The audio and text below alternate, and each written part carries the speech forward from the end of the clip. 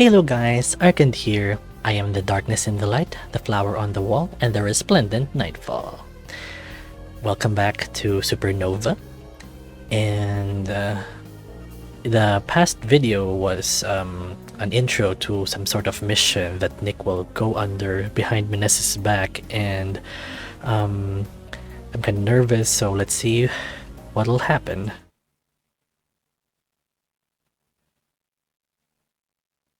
Interlude: The Champion. The heavy door lets out a shrill sound as the guard swings it open for me. With the main entrance closed for the night, I paid my visit from a side alley. Whose perspective is this? The guard swings his submachine gun like an idiot as he scans my face. At least his buddy, currently standing off to the side and observing me, seems to have good trigger discipline.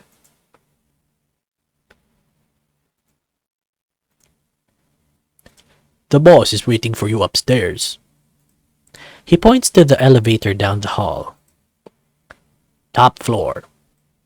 He gets a nod in response. I can feel their eyes on my back as I press the button. Hate these things, always feel like I'm stepping into a trap. Even if I know I could bash my way out of here, it puts me on edge, worse than usual. Bash my way, is this, Vince? I don't know.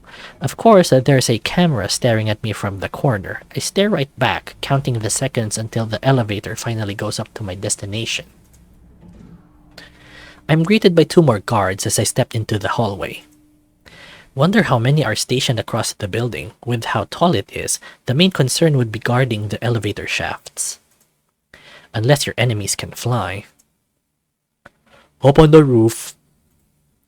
Guess the bull isn't concerned about that, or he has more tricks up his sleeve to ensure his safety. Gotta keep an eye out. What's my host doing up there anyway?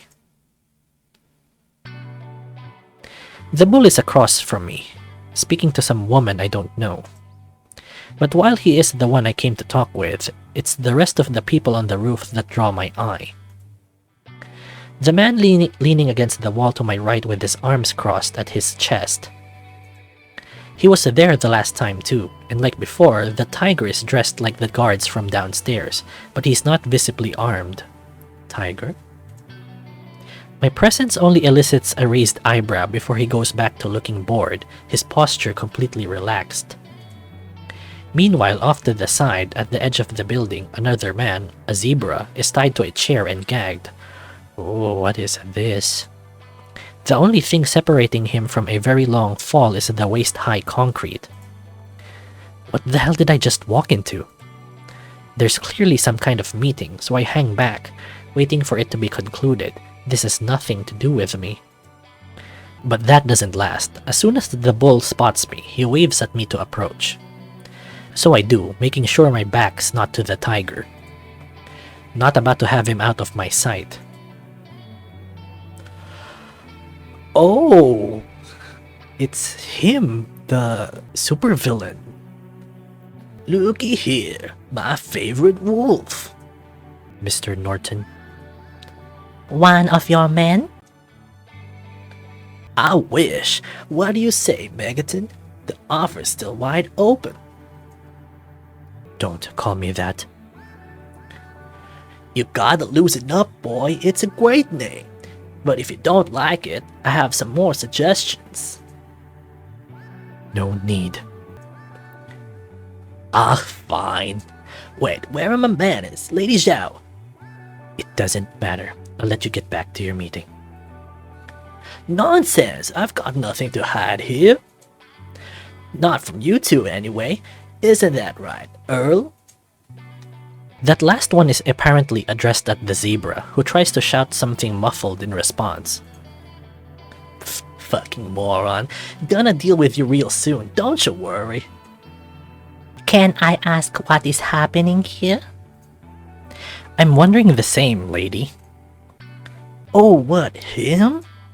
Well, Lady Zhao, as I had been telling you, I recently concluded a very interesting business deal. And this here absolute genius decided that after 15 years of working for me, 15 years where I had shown nothing but goodwill, by the way, he'd run off and sell me out. Can you fucking believe it? Right to the Northern Syndicate, and he thought I wouldn't find out. There's another round of muffled shouting. I'm guessing the zebra is trying to dispute the account. Seems like his side of the story will remain untold. This deal, it is connected to why you called me here? Oh yes, you see, this fella calls himself the Arbiter, has provided me with some truly unique weapons. Next level stuff, energy beams, lasers, the works. Don't know where we got them, but he has more to sell, and we have an exclusive agreement. He sounds like a small kid excited about a new Christmas toy. To the likes of him, that's exactly what it is. I slowly unclench my fist, conscious of the tiger's gaze. This is not why I'm here. I see. Happy for you, Norton. Ha! Think you'll be a little more excited when I show you these babies in action. And of course, I'm offering you a slice of the cake, Lady Xiao. You've been my most valuable partner after all. The red panda raises her eyebrows in apparent surprise. Am I the only one to receive this offer? I would have considered inviting old Jimmy too, but since he decided to hire my men out from under me. I see. Besides, the Northern Syndicate is clearly up to something. My sources tell me they've been messing with the occult. I didn't expect to be hearing so much about what's going on in the criminal underworld of Nova City tonight. At least it's good to know that the scum is not entirely getting along. The red panda is probably some higher up in the drug operation I know has been causing a headache for the police in recent years. I could decapitate 2 criminal enterprises right here and now. But that's not my fight, not that it would matter anyway. Kill one bastard, another one comes along to take their place. So, is he some vigilante hero? Yeah, or maybe an anti-hero. I'll stare directly at the sun, but never in the mirror. It must be exhausting, always rooting for the anti-hero. Occult? Yup, who knows what shit they're trying to pull with that. Apparently, Jimmy acquired some magical trinket recently, but not to worry, he'll be relieved of it soon. What does it do? Norton shrugs. Makes magic easier to use at distance or something, the way it was explained to me. The response makes me blink, my ears perking up. This could be something we need. Oh, he has someone who can use it? Wouldn't be surprised. You sent your men to steal it? Not quite. Hired a mage to do it for me, this funny little Martin. Oh my gosh. Omen is sketchy. he's sketchy. He's bad. Oh my god. With the intent to delve into the occult yourself? Ha! Not at all. I wouldn't trust their ilk as far as I could throw them. Although, to be fair, I could throw this Martin pretty far. He laughs at his own joke, while Zhao stares off across the city, her expression thoughtful. I have to think fast on how to approach this. It could be nothing for all I know, not something I'm going to waste my own time pursuing. But if Norton is right... You trust him to bring it back for you? He'll want his payment, no. Not like I care about the object anyway. He can have it. Give it to me. Oh? Didn't realize you had an interest in magic. I stay quiet, knowing I can't come up with a believable story to justify my request. Luckily, that seems good enough for the bull. Pfft, you know what? Sure, I'll call it a favor. You'll owe me. Those words make me grind my teeth, but I nod. Whatever keeps him happy, for now. Regardless, Jonathan, you have no need of extra arms. Although your offer is much appreciated. The Syndicate might be gunning for me right now, but that doesn't mean they'll ignore you for long, Zhao. I don't see why. We have no rivalry. And that's why I like you. No grasping for things beyond your reach. You mean because she doesn't challenge you? Norton is very used to being at the top. He's been there for a long time. It's not just Jimmy anyway. The supers are growing more and more brazen. We need measures to protect ourselves. Are your current measures not enough? She's looking at the tiger. So I was right. Heh, good enough for now, but they can't be everywhere. Some of my men had an unpleasant encounter with that Sentinel's fox not long ago. I'd like to deter that kind of action. You won't have to worry about that. The Sentinels are going to be preoccupied. Searching for me. Not that I'm about to tell him that. Let paranoia keep scum like him in check. If there's one thing the capes are good for, that would be it. I am more than capable of keeping my operations secure, I assure you. Norton rolls his eyes. Seems he won't take no for an answer. Not this easily. Still, I'm surprised at the Red Panda's continued refusal. Without having seen any of these weapons of his, I can tell the bull is serious. Maybe she really is that convinced she can stay out of trouble and beneath the notice. Or maybe something else is at play here. A part of me wants to look into it, that part that just can't fucking let go. Norton, meanwhile, with that ever-present smile of his, takes his phone out. Bring the big one up, boys. I think a demonstration is in order. God damn, he really is like a child itching to show off a new toy. The panda looks as unenthusiastic as I'm feeling. Our eyes meet. She takes a long drag of the cigarette before she turns her attention back to the bull. Norton is wasting my time, and I have to play along because he has the reach we need. Two of his men emerge onto the rooftop, one carrying a ridiculous, well, I suppose I could call it a gun. Although it looks almost like it should be the barrel of a modern artillery cannon. Norton grasps it around the middle, the muscles on his arms strain with the effort, but he maintains his cheerful expression.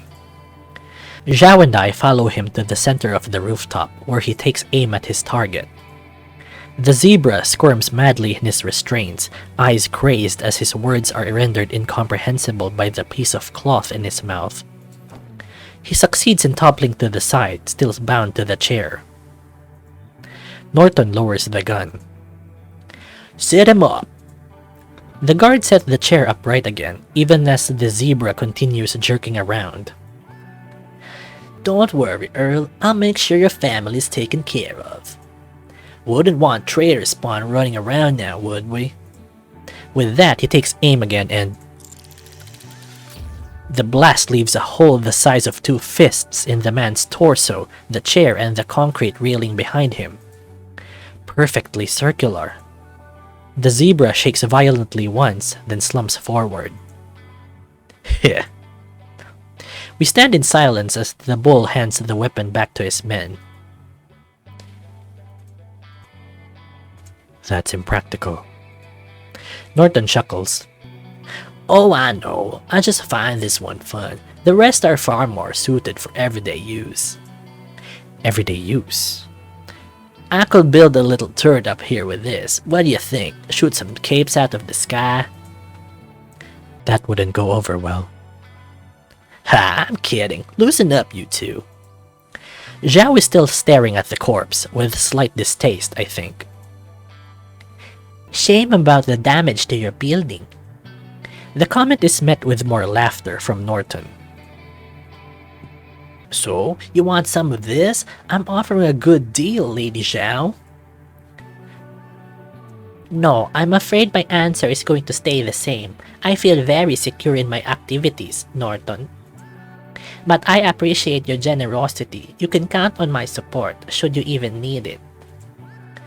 Bah, if you say so. Can we talk about why I'm here? Hmm? Ah, yes, of course. I raise my eyebrows as I look at Zhao, then back at Norton. He either doesn't realize what I mean or he doesn't take the hint. The panda isn't in a rush to leave either. Fine, it's not like her knowing will affect anything. Anything new, then? As a matter of fact, yes. He retrieves a folded piece of paper from his pocket and hands it to me. The map of the southeastern part of the city, with a block circled in red. It's here, underground. My heart starts to beat faster. But I also found out there's a second facility. I look up at him sharply. Where? I don't know yet. Can you find out? My contacts are looking. I nod, fold the map up again, and put it in my belt pouch. I'll be back next week. I hope to have the info by then. Just know that they'll be on a very high alert if you attack too soon. I can feel the pulse in my ears. The data we've been looking for, it has to be there. If not at this lab, then the other one. But as much as my fists are itching, the bull is right. Can't miss this opportunity by acting too hasty. Fine, I'll wait until we have both locations. Attaboy! Calm now, gotta keep my fists unclenched. Thanks. Huh? No need for any of that. I want the damn things gone as much as you do. No favors owed. Well, unless you end up taking my magical hong. I'll wait for your Martin's return. I point to the edge of the rooftop. Mind if I skip the elevator? Heh, be my guest. I nod, but as I'm about to walk off, the red panda touches my arm softly. Can we have a word? I see my guest has intrigued you, Lady Zhao. Certainly. Is it too much to presume? Not at all. He winks at her and strides over to the tiger instead. For someone who isn't in his employ, Norton is very open with you about his affairs, isn't he? He hopes I'll agree to work for him if I see how he runs his show. Is he wrong to have that hope? Yes. I see. May I suggest something? I happen to own a bathhouse, the White Lotus. You should pay a visit sometime. You look like you could use some time to relax. I'm not looking for extra work. Nor am I offering, but I suspect I know what you're after, and I might have something you will find interesting. And if not, you will have a pleasant evening of rest. What's your angle, Panda? I don't know what you could possibly have that would help me more than what Norton is doing. She doesn't give me the time to ask. Instead, she touches my arm again, smiling faintly, and walks over to the bull. Damn woman. I just want to say, if your abs are that, defined enough, does it really show off your shirt? Or he's just wearing his shirt really tight and he has a belt on his chest. Okay. With no other nonsense keeping me here, I finally take off. It had been windy on top of the building, but it's even more unpleasant up here. Nova sprawls underneath, the trail of lights stretching from the edge of the ocean to the hills in the west, where they get lost in the dark. I hate this city. No, maybe I just hate the view from this vantage point. But then, why am I up here? Why do I come back? The metal of the soldier tags is cold against my chest. You would have liked the view, wouldn't you, Tommy? The thought fills me with anger. No, you wouldn't. You would have hated it as much as I do. You were never stupid, not like me. I'm stalling. I don't know why. Maybe because after this, there will truly be no turning back. No, that's a lie too. There's already no turning back. I killed Templar, after all. We knew what would happen. She knew he wouldn't listen to us, and that I'd be forced to fight him. We both did. Maybe that's why it happened, because just like me, she wanted to make sure she couldn't change her mind. I should have taken that damn bracelet. Maybe the new Templar will have the good sense to stay out of it. My dry laughter is lost in the wind. Yeah, right. The burner phone is buzzing. I let out a sigh, staring at the screen for several moments before I pressed the button. How did it go? I have one location. One? The bull says there are 2 facilities in the area. And he didn't have both. No, but he promised to deliver the other one soon. Well, fuck. I guess we wait for now. Send me the details. I'll scout. We shouldn't attack yet. They'll have too much time to prepare for the second strike. I'm not gonna attack. You're the one picking fights. I can't suppress a growl. I didn't. Yeah, I know. Either way, I'll stick to the shadows and see what we're dealing with. Fine. I have something else that might help us. The bull said the syndicate has some relic that amplifies magic. He sent someone to steal it away and agreed to give it to me. A relic? Of what kind? Dunno. Extends the range. This could solve the problems we've been having. It will solve a problem we've been having, one of many, and not the most pressing right now. Assuming I can even use it. Why not?